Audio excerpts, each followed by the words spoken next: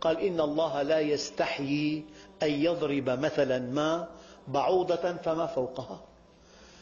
وضعت البعوضة تحت مجهر إلكتروني بكبر 400 ألف مرة، فإذا في رأسها 100 عين، وزن البعوضة 1/1000 من الغرام، في رأسها 100 عين، في فمها 48 سنا، في صدرها قلوب 3، قلب مركزي وقلب لكل جناح، وفي كل قلب أذينان وبطينان ودسامان.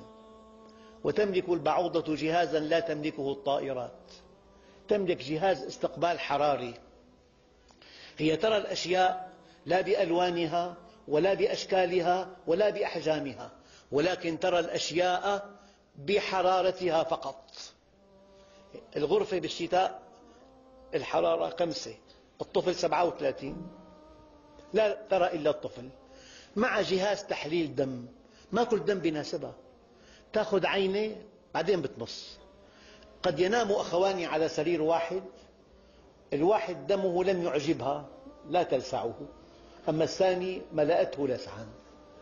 مع جهاز تحليل ومع جهاز تميع دم، لأن دم الإنسان سمج لا يسري في خرطومها، بتميع الدم. ومع جهاز تخدير حتى ما يقتلها، بتخدره.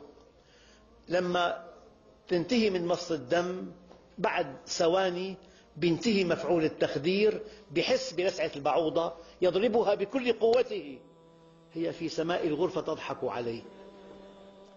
أما خرطومها فيه 6 سكاكين، 4 سكاكين لإحداث جرح مربع، وسكينان تلتئمان على شكل أنبوب لامتصاص الدم.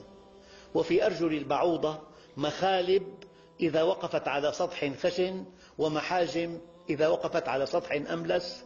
هذا خلق الله، فأروني ماذا خلق الذين من دونه.